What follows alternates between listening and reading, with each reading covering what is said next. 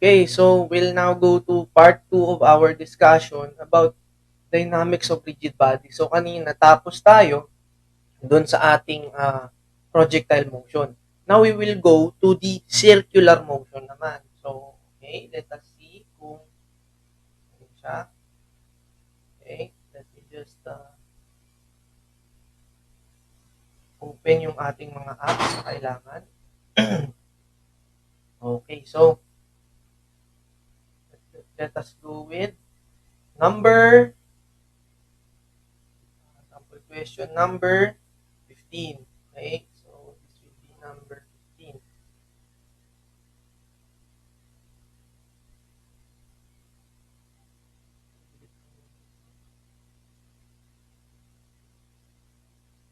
We are now in number 15.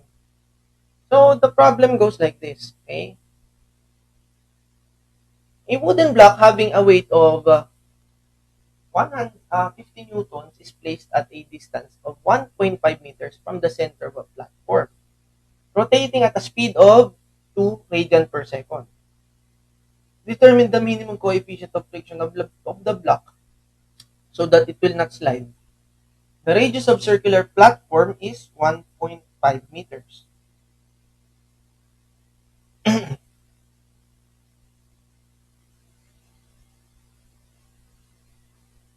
Okay, so let us go muna dito kung ano yung mga involved formula pagdating ng ating rotational motion. Now, for rotational kinematics, meron tayong mga notations dyan, okay, and sign conventions. Now, going back dun sa ating linear motion, we have S for the distance traveled. Now, when you are talking about rotational motion, ibig sabihin, every time na iniikot mo, it is measured in revolutions, okay?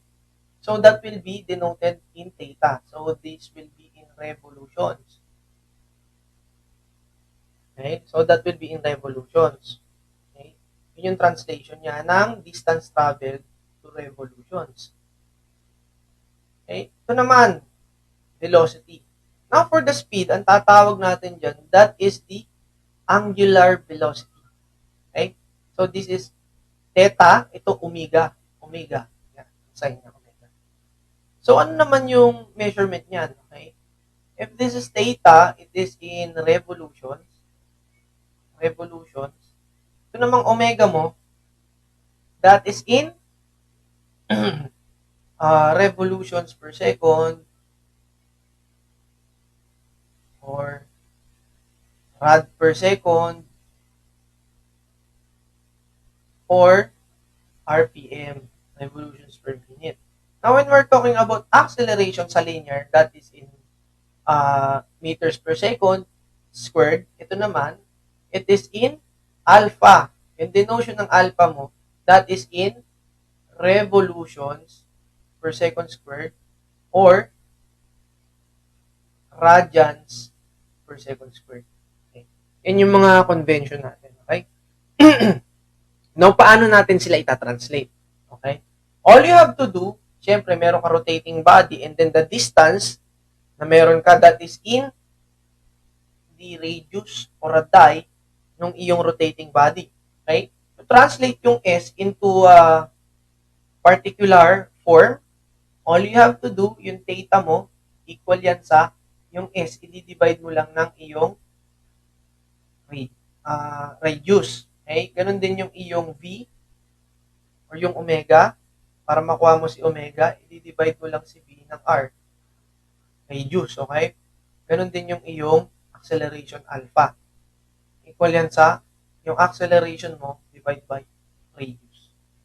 So, ganyan lang natin din-note yung rotational motion. Now, we'll go back with the problem. Okay? Now, i-highlight natin yung mga bagay na kailangan natin i-take note. Okay? So, meron kang wooden block dyan. Okay, meron ka the weight na 50 newtons. It is placed at a distance of 1.5 meters from the center. Ibig sabihin, that will be your radius. Okay, rotating at a speed. Binigay niya is angular velocity. Okay? And then the minimum coefficient of friction daw of the block is determine natin kung ano daw yun. Okay? So, this is kinematics mixed with statics. Okay? So, the platform is 1.5 meters. So, how we solve that? Okay? All you have to do, i-convert mo muna yung mga dapat mo i-convert. Number 1, i-convert natin si let us convert itong 2 radians per second. Okay? I-convert natin siya into linear velocity.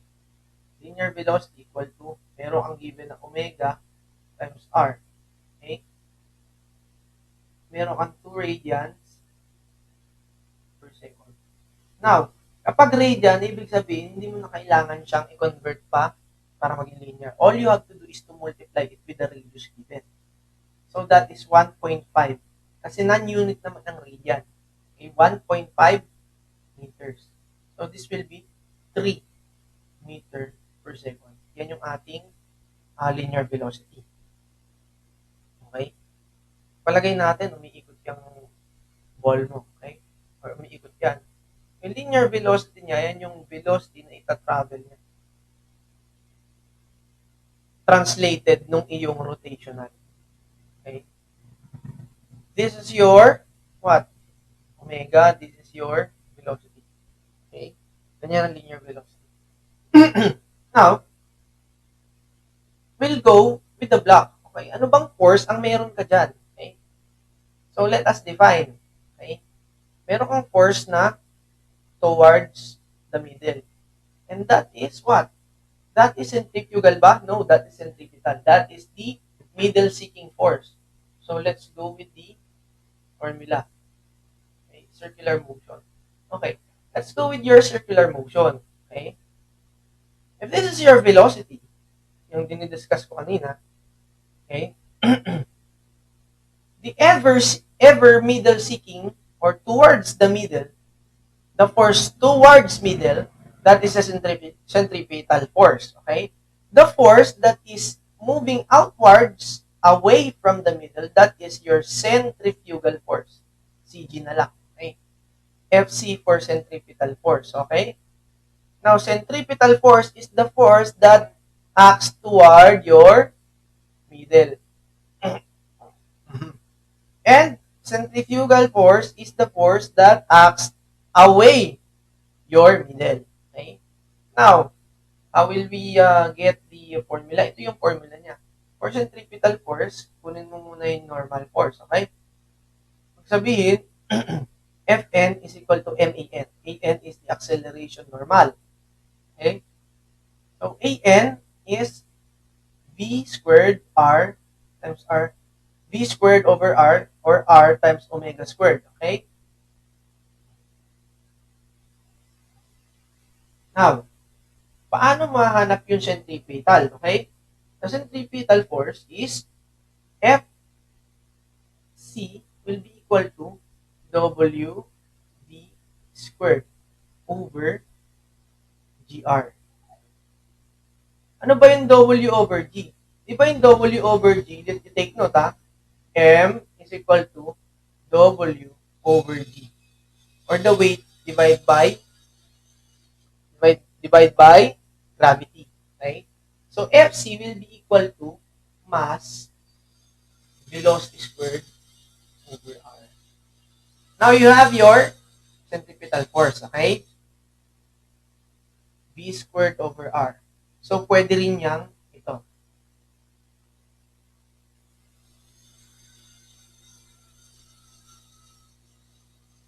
Yan. Di ba ang force is equal to mass times acceleration? Ayun yun, no? Elaborate ko lang. Okay? Now, for the force going away, your center, that is your centrifugal force. Now, okay? So, MAT, acceleration. Acceleration, ano yan? Acceleration. Tangential acceleration. Okay? So, this will be your velocity divided by time. Okay? R alpha. Okay. And then, for the total acceleration, total acceleration, that is the normal times the centrifugal, normal acceleration squared plus yung acceleration mo na centrifugal times or squared nyo. Kunin nyo yung square root nila to get the acceleration total. Ito yung acceleration total malaki. Okay? So, much for that, let's go with your sample questions. So, meron ka na yan. All you have to do is to find yung FC. Okay? FC. W over G times BR V squared over R. Okay? So, ano ba yung weight mo? That is 50 newtons. Okay? I-divide mo yan ng 9.8066. Okay? Newton per Newton second squared per kilogram meter. Okay? Multiplied by times yung V, that is 3 meter per second squared. 3 meter per second.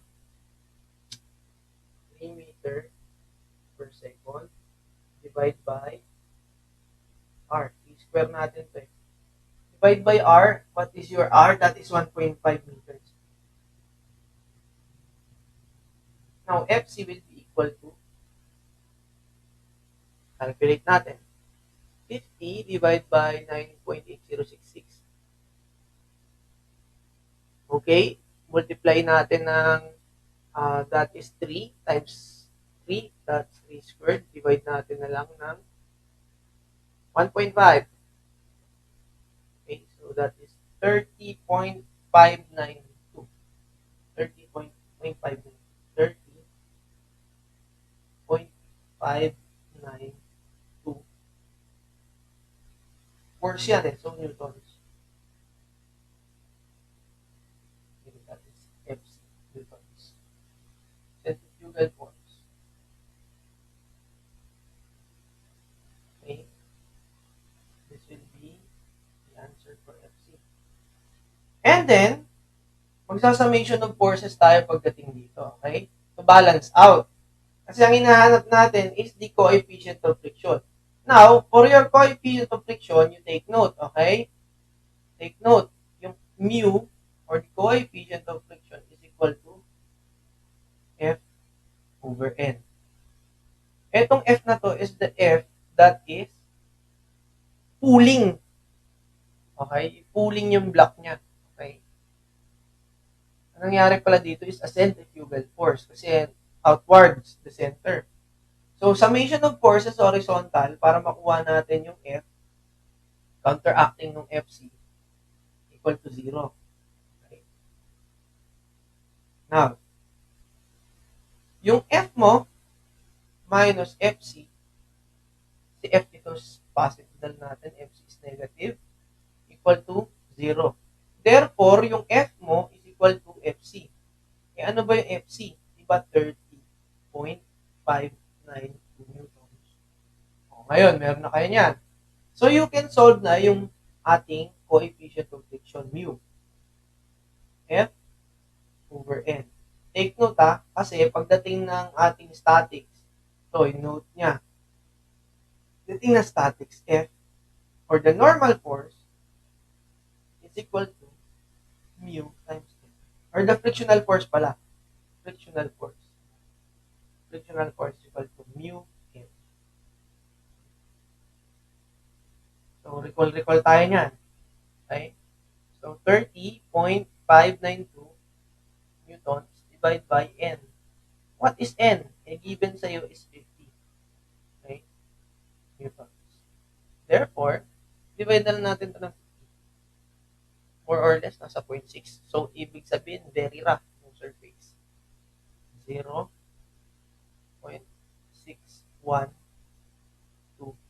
Non-unit yan. So, you have your